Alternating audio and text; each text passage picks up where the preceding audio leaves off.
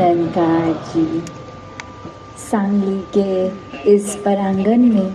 सभी एकत्रित हुए आज सत्संग के लिए। और ये जगह का नाम जैसे ही दासी ने सुना सांगली, तो ऐसा लगा संगली कि कैसे इस परमात्मा का संग हर किसी ने किया हुआ है और हर कोई जिसने भी इस ब्रह्म ज्ञान से, इस निराकार दातार जिस नाम से भी हम संबोधित करना चाहें, एक ही सच है, एक ही परमात्मा है और पूरी कायनात इसी की बनाई ये रचना। और कैसे ये कादर अपनी कुदरत में छिपा हुआ है, हर चीज़ में, हर जर्रे जर्रे, पत्ते पत्ते में मौजूद है। जिस तरह अगर हम कोई पेंटिंग देखते हैं तो पूरे कैनवस में वो पानी, वो पेंट हर जगह ही मौजूद होता है। तो चाहे आकार कुछ भी निकल गया हो है, तो वो रंग अलग दिखने वाले चाहे, पर वो जो मेन उसका पेंट का बेस है वो हर जगह सेम है।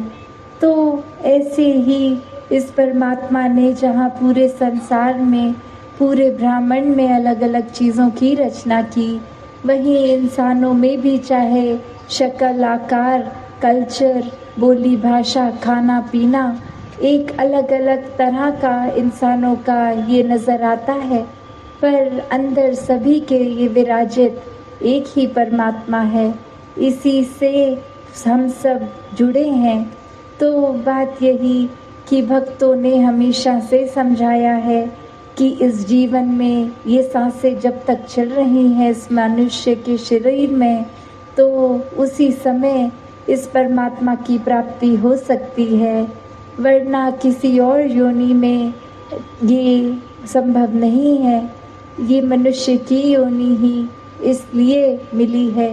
कि हम परमात्मा को देख सकें, हर समय देख सकें और फिर भक्तिमय जीवन जीते हुए अपने दुनियावी कर्तव्यों का पालन करें। भक्ति का मतलब हरगिज़ ये नहीं है कि इस परमात्मा ने जो रिश्ते नाते दिए हैं, एक हमें रिस्पॉन्सिबिलिटी, काम काज दिया है, उससे मुंह फेर लेना है। नहीं, परमात्मा ने इस दुनिया में रहकर अपनी भी बेहतरी करने के लिए, औरों की सेवा करने के लिए इंसान को बनाया है। तो कैसे एक ब्रह्म ज्ञान की जब बात आती है, तो वही जैसे भक्त हमेशा कहते हैं कि एक अगर कोई चीज़ को किसी को हमने डिस्क्राइब करना हो, जैसे बोलते हैं कि एक चीनी, और जब तक किसी ने वो मुंह में ना डाली तब तक उसको वो पता नहीं, अगर पहली बार ले रहे हैं, कि वो स्वाद कैसा है। चाहे शब्दों में कितना भी समझा लें, वो पूरा एहसास तो जीभ पे लग के ही होता है। और ऐसे ही अगर ब्रह्म ज्ञान प्राप्त कर लिया है या आगे अभी जिज्ञासु अवस्था है, अभी अपनी आत्मा को परमात्मा से मिलाने का सोच ही रहे हैं,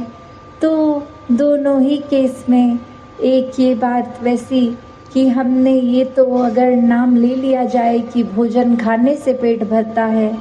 पर सिर्फ वो नाम तक ही बात ना रहे, वो वाक्य ही भोजन को अपने मुख में डालना होता है पेट भरने के लिए। तो अगर ये पता है एक भोजन परोसा गया है, टेबल पे पड़ा है, ये हमने जान लिया और वो भोजन स्वीकार ना किया, तो भूखे पेट ही रह जाएंगे। उसी तरह इस परमात्मा का नाम तो ले लिया, पर इसको जाना नहीं, इसका एहसास नहीं किया, तो फिर ये जीवन व्यर्थ ही बीत गया। कैसे जीवन में हर किसी के एक, जब से जितना ज़्यादा इस परमात्मा के करीबी हम हो जाते हैं, ये एहसास लेकर और फिर जीवन में इसी एहसास के साथ पल पल रहते हैं, तो ये भक्ति भी हर समय की होती चली जाती है। स्वभाव भी संत प्रवृत्ति वालों का एक शांत, एक प्यार वाला,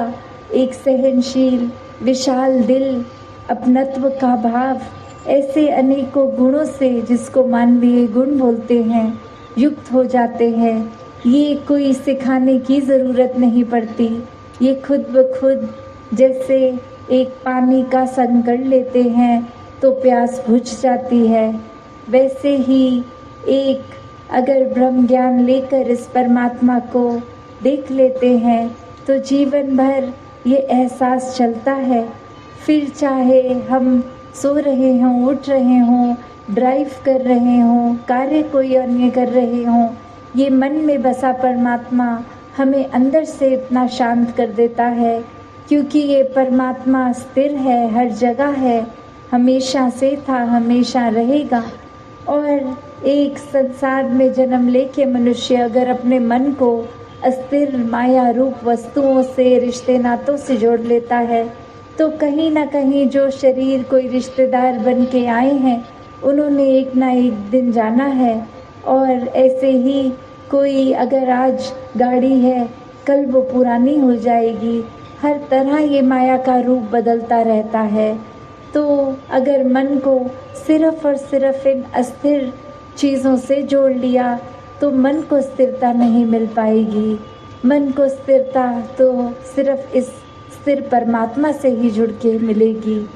तो जिन्होंने अपना जीवन स्थिर कर लिया अंदर से बाहर तक, वो ही एक भक्त होते हैं। अपने जीवन को फिर महकदार वो खुद कर लेते हैं, किसी को कहना नहीं पड़ता कि ये भक्त हैं, उनके आचरण में ही वो झलक जाता है कि वो प्रभु प्रेमी हैं।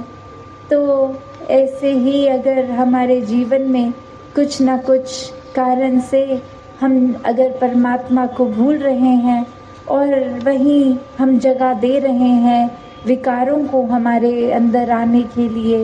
एक स्वभाव सबसे पहले चिड़चिड़ा भी हो जाएगा। एक हम अपने फ़ायदे की ही बस सोच रखकर दूसरे को दबाने में भी, अपने आप को श्रेष्ठ बनाने में ही एक समय निकाल देंगे। एक अन्य जितने भी बुराइयां वो जीवन में आती जाएंगी जब इस परमात्मा को भुला दिया जाता है। तो ऐसे ही एक कहानी कि हम अपने जीवन में किस प्रकार सोचते तो हैं कि हम अभिमानी नहीं हैं, हम में अहंकार नहीं है, पर हमारे छोटे छोटे वो एक्शंस एक बॉडी लैंग्वेज तक में झलक जाता है कि हमारे मन में क्या चल रहा है, कैसी सोच चल रही है। तो इस कहानी में एक शिष्य जाता है, अब वो पहले तो अपने गुरु के पास पूरी जीवन उनकी सेवा करता और फिर एक शहर में जाकर बहुत धन दौलत कमा के बहुत नामदार इंसान बन जाता, उसको पूरी दुनिया एक सेलिब्रिटी की तरह पहचानने लग जाती। तो कैसे वो कुछ सालों बाद वापस अपने गुरु के पास अब आया और एक बहुत ही पैसों से भरी बोरी एक सामने रखी कि वो उस तरह रखते ही वो गुरु ने अपने शिष्य को देखकर कहा कि इतने शोर क्यों मचा रहे हो। और वो शिष्य सोचने लगा कि मैं तो कोई बातचीत भी नहीं कर रहा, मेरे तो इसमें कागज़ रूपी नोट है, कोई एक लोहे रूपी सिक्के भी नहीं कि छनक हुई हो और आवाज़ आई हो, तो शोर किस बात का गुरुजी कह रहे हैं। तो वो आगे से गुरुजी समझाते हैं कि ये दिखावे का शोर, ये अहंकार का शोर, कि मन में तो भाव ये था कि सेवा भाव से नहीं, समर्पित भाव से वो एक धन समर्पित नहीं किया जा रहा था, पर ये दिखाने वाले कि मेरे साथ जो सेवा करते थे वो वहीं के वहीं रह गए हैं, मैंने संसार में कितनी उपलब्धि ले ली है, एक मेरी एक महिमा हो गई है, मैं कोई इम्पोर्टेंस रखता हूँ इस दुनिया में, मुझे पहचानने वाले बहुत हो गए हैं। तो ऐसा भाव वो जब गुरु ने उस लिए ही पहचान लिया क्योंकि एक वो झलक गया मन का भाव। तो कैसे चाहे वो शोर रूप तो आवाज़ नहीं आई, पर फिर भी वो अहंकार का शोर, और ऐसे न जाने कितने ही शोर हम इंसान अपने अंदर पाल लेते हैं। हमें पता भी नहीं लगता अक्सर कि हमारा कोई व्यवहार ही किसी और को दिल को